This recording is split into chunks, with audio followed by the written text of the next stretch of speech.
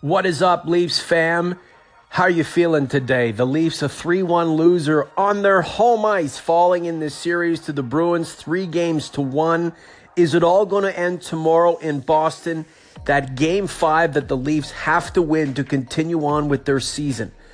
I'm not so sure how it's going to play out. I know you're not so sure. We're all feeling a little tentative. We're all feeling a little nervous. We're all feeling a little down. Can we get through this together? I think we can. Let's add Mike Augello to the mix. The Leafs conversation starting now.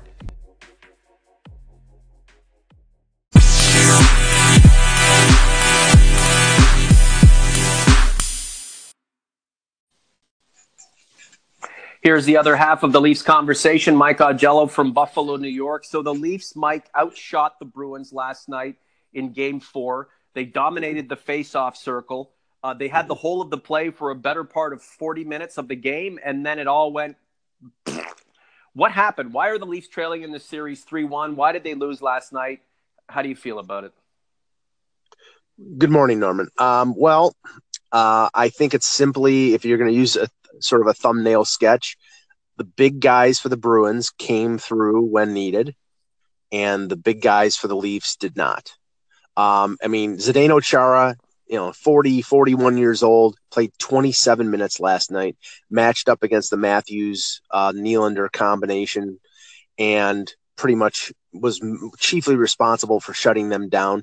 Brad Marchand, without Patrice Bergeron and Pasternak. Pasternak had 2 assists. He set up the opening goal 28 seconds into the first period, and he set up Marchand for the game winner late in the second. They're big, and Tuukka Rask made 31 saves. Their big players came to the forefront. Now, I'm not going to completely blame the loss on Austin Matthews. I know there were some people out there who says, well, he's got to come up big.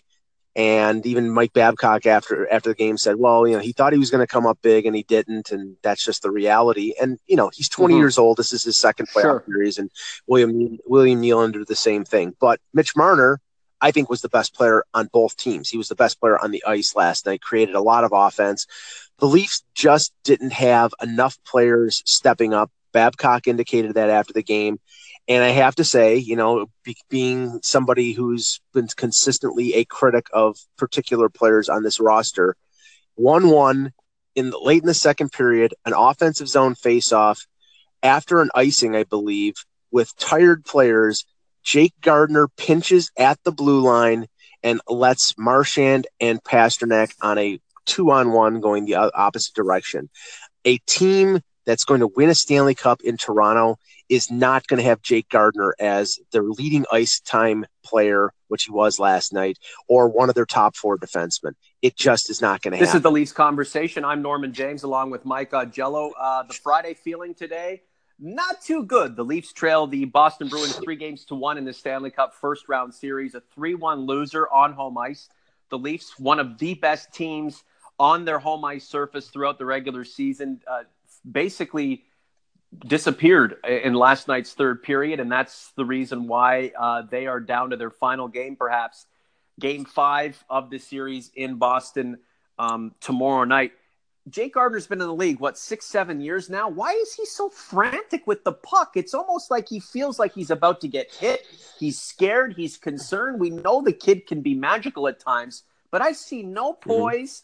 I see no intelligence. I see no foresight. I don't see a player who is playing the game 2 steps ahead of everyone. I still see a guy who at times looks like his skates aren't sharpened, and he looks like a member of the Keystone Cops. He's been in the league long enough to know, shouldn't he be the player on the defense that the Leafs are leaning on? Shouldn't he, Mike? He's been around long enough. He's been through these battles. He's got the skill. Right. Why is he not producing that way? And why is he not demonstrating that veteran prowess, that poise like he should?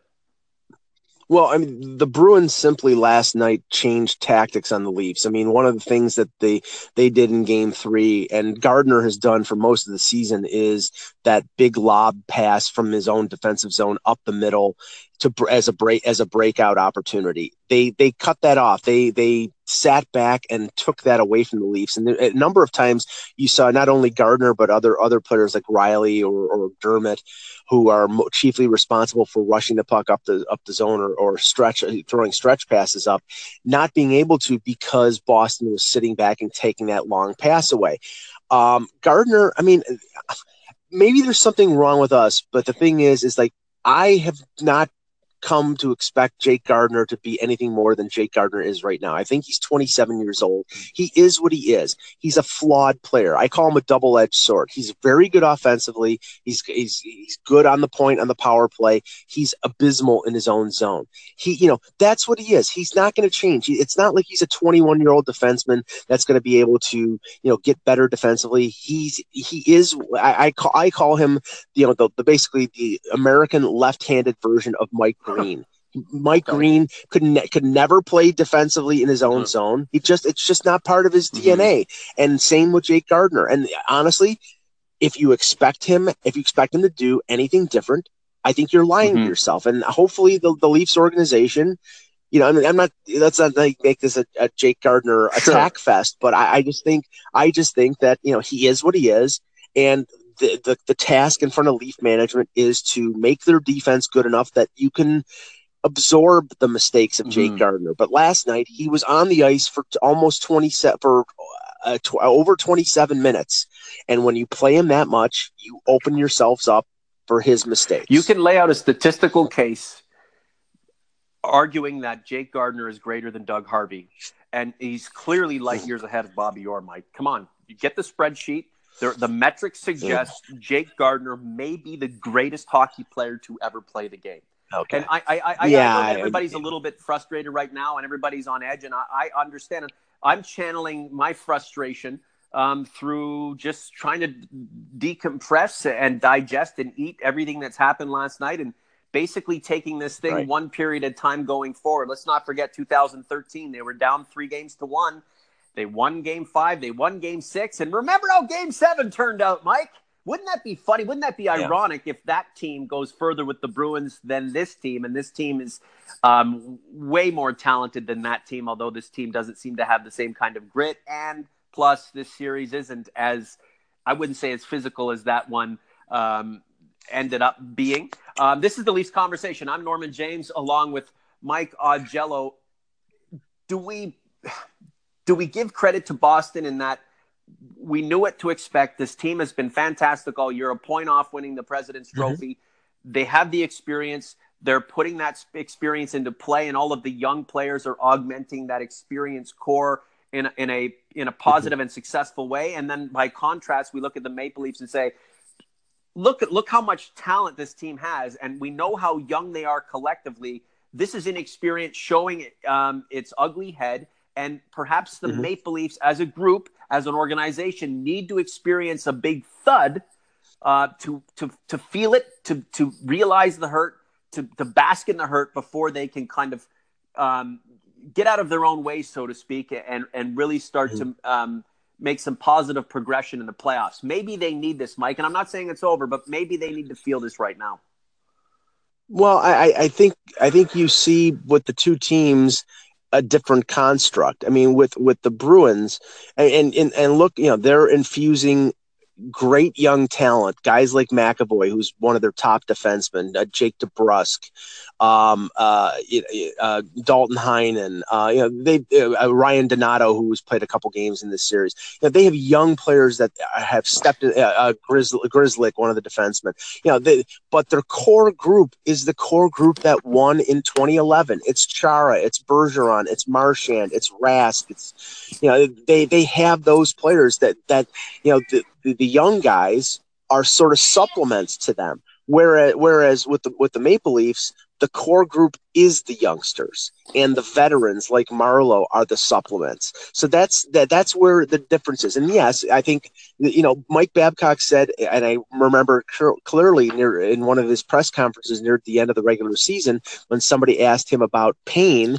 his response was, well, the pain is different now. It's not like we're going to finish in dead last. It's the fact that, like, we're going to be in the playoffs and we may be good and we may lose to teams that, we shouldn't lose to. And that's the next level of pain. Well, what has to be recognized here, if and when this season is over with, is this team is flawed. They need to improve in certain areas, and it's up to GM Lou Lamoriello, if he is back, to go out and upgrade the defense, which has been necessary for the last few years, and add some players with some experience and some size and some grit, because they can't maintain that level of play against a team like Boston, who I think has been more physical and more experienced. I don't really have a hate on for Boston right now. We know Marchand can be a prick, and when he plays, he'll get under your skin. I've said this, and everybody knows this. This is obvious. When he's your opponent, you can't stand him. If he were on your team, right, and he's played for Canada and won gold and world championships with Mike Babcock, you absolutely love him. How do you hate on the Bruins right now? What are the Bruins doing to steal this win that we expect the Maple Leafs to have result in? What are the Bruins doing to swipe this away from the Maple Leafs? The Leafs just aren't doing enough to win this series. They've been outscored 15-9. They're a team that's supposed to be dominant offensively against just about any team they play. Boston's come to the table with a game plan that we expected, and they've executed that game plan. The Maple Leafs haven't been able to do much, falling behind in 3 of the 4 games. Look, I have a feeling, Mike, and I'm wondering if Lou and Brendan and the crew are believing in the same thing, that the Maple Leafs just aren't ready for prime time. It's a playoff club. It's a 100-point club. But as you said, there's going to be an augmentation that takes place over the regular season, in the off season. And clearly there are some deficiencies that need to be addressed. And you know what, even some players that fans are currently in love with, who may have to be shipped out in order to, have them supplanted for an upgrade, whether it's on defense or whether it's on offense. What the Bruins are doing is they're working harder. Yeah. I mean, last night, for example, and I think he's been a great scorer for his time in Toronto, and he led the team in shots on goal. But I remarked to one of the reporters last night after the game, do you remember a shot that James Van Riemsdyk had last night? Because I don't. It was, and basically the only thing I saw him from Van Riemsdyk was him and Chara battling in front of the net on the one Leafs power play, and Chara muscling him out from in front of the net, which is his office. He's got to be there. They didn't get enough opportunities on the power play, and that was something during the regular season. They didn't get a lot of off. They scored when they got power plays, but they didn't get enough of them to take advantage of their excellent power play. And that's been the case with this series. They haven't had enough chances with the man advantage to take advantage of it. But yeah, I mean, there are like I barely noticed Van Riemsdyk. I barely noticed that line with him and Bozak Brown. I thought the fourth line played really well, but the Matthews line was neutralized, and you can only expect so much out of Thomas Paquette and Patrick Marleau and Marner. That was the Leafs' best offensive line last night, and they need 12 forwards to step up, not 6. Look, Mitch Marner has one speed, Mike, and I've been watching him since he entered the OHL. It's go. He doesn't mess around. He doesn't take a shift off. You see him out there. His shoulders are getting broader. His speed is incredible. He's a great playmaker. He's in the middle of everything. That guy doesn't take any time off. And let me say this sensitively, and I'm saying this not in jest. I'm saying this as serious as possible, and I'm just trying to put it into context. Mitch Marner, by comparison to some of the other guys on his team and other stars of the league, is not a prima donna.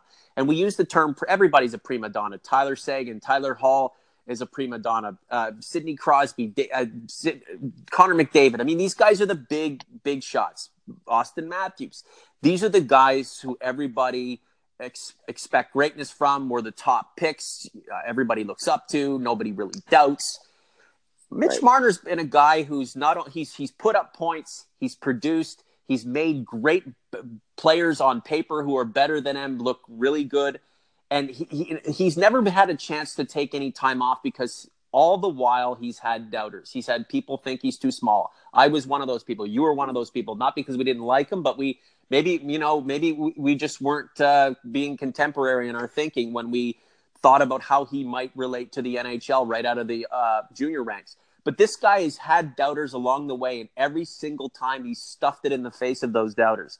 So Mitch Marner as a player has just never really felt like he could rest on his laurels. He just keeps going out, doing his thing, and doesn't seem to get overly frustrated and isn't deterred. Whereas guys like Austin Matthews or William Nylander, I'm not saying this is an attitude type of thing, but, maybe these guys seem to get a little frustrated, and I'm not sure they're sulking or, maybe they regress a little bit before they can, reignite. But Mitch Marner, I've always said this, he's the most natural player in the league, and he continues to demonstrate that night in and night out. And I'm hoping that, his play can inspire the rest of his teammates for Game 5. And who knows, they go into Boston, get a surprise win, bring it back to Toronto, and who knows what happens. Mike, we got to wrap up real soon here. Mike Babcock, is there any... Do we place any of the blame on him? Is there anything we can say to him and say, look, Mike, you didn't have Sam Carrick in the lineup. You're not using, your defensive system doesn't look like it's able to combat or stop what the Bruins are throwing at it when they do. What blame do you place on Mike Babcock at this juncture? And is there anything he can do to tweak the lineup, tweak the strategy to get this team a win in Game 5 and bring it back to Toronto? Well, he'll get Kadri back, and apparently the Bruins will get Bergeron back for Game 5, so that sort of neutralizes that advantage of getting Kadri back in the lineup. I mean, generally I would say the impression that most people have gotten is that Cassidy has outcoached Babcock. I mean, Babcock has been. I think Cassidy has the more experience and the more well-rounded team, so it's tough to match up when you have that advantage.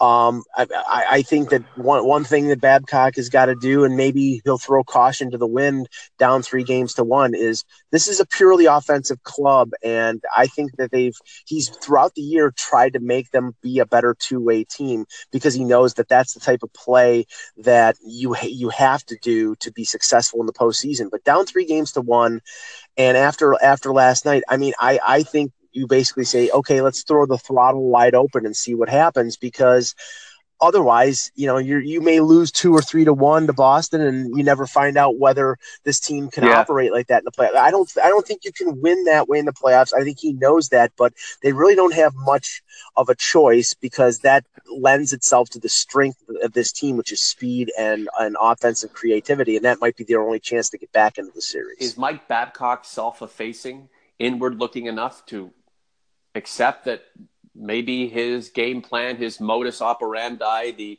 strategies that have brought him to the top of the mountain, the peak of the mountain, are not necessarily working right now? And can he adjust? Is he perhaps representative of the new old school now, and staunch in their ways, set in their ways, and if it doesn't work, they just try it their way another time? Well, I'll say this. I mean, Babcock over the last couple of years in Buffalo, and apparently this was his in Toronto, and in the past in Detroit, has always had his favorites. Has always had players who people deemed not to be the better players on their roster getting more ice time, and guys like Leo Komarov and Roman Polak, and now Thomas McCannitz, who he's depending on. It's going to call into question Babcock's tendencies if this team falls short and he's playing players that I don't think contributed as much as he would have liked, or that he felt comfortable with. They have young players in the organization. They have to play them. They have to find out how good they are.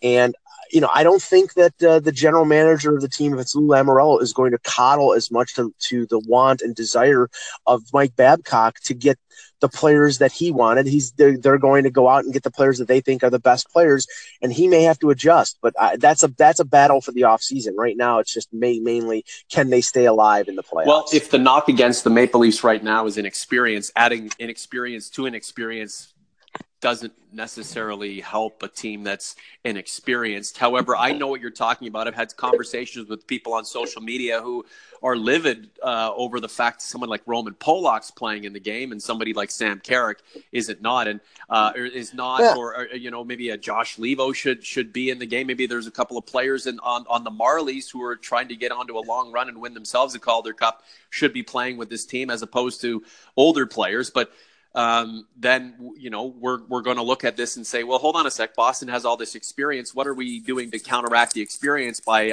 icing a team of AHL All-Stars and players who've only played a handful of games in the regular season? So, as I tweeted out yesterday, we'll never know for sure if Mike Babcock created a lineup for optimal performance, because everybody has their own opinion. What we'll just have to see is how far they get in this playoffs with the Bruins, and God forbid they somehow pull it off and come back and win the series.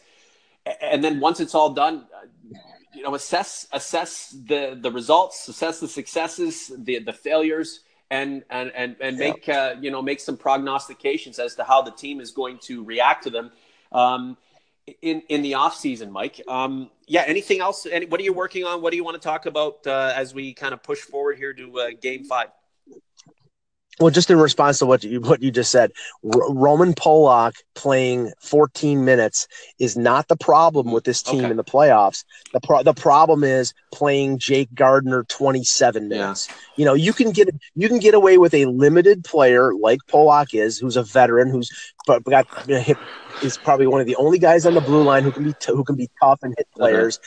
Jake Gardiner is the guy getting the most ice time. If you're exposing yourself with a guy who cannot play defense consistently, that is a killer. So I mean, we'll see what happens, and we'll have a chance to analyze this team in a postmortem if they lose on Saturday, or if they continue on, then we can see if they can make this a 7-game series by winning on Monday in Game 6. Remember, Jake Gardiner is sort of the poster child, and not by his own doing, but the poster child of that petulant bratty society that blames everybody else for their ails except for themselves. And Jake Gardiner is perfect.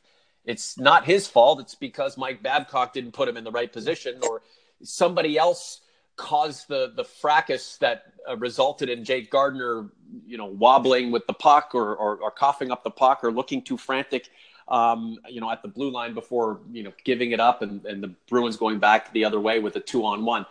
That's the problem. We all have to be inward looking, as fans, as the organization, as the team, the coach. Everybody has to be inward looking when there's failure, because you do lose, but you learn through losing, and you can make positive changes to those aspects of your organization and what you're trying to accomplish that aren't working. Make them right going forward. This team is headed towards success and great things. It's been a great regular season.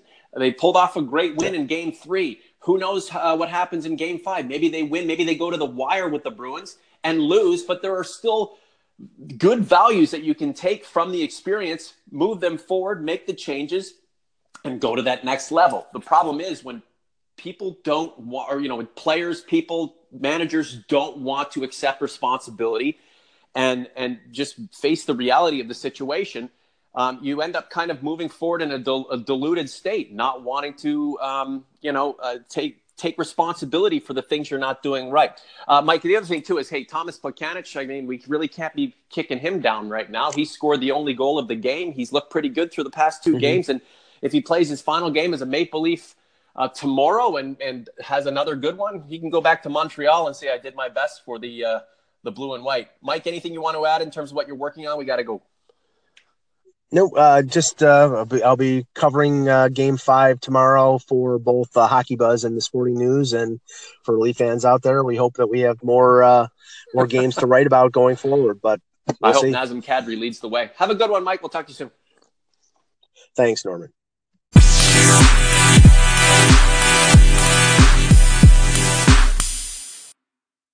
Hey, just a couple of things before we wrap up this edition of the Leafs Conversation. I asked on Twitter this morning, how personal are you taking the Leafs results in this series? 31% of you say you're so effing pissed.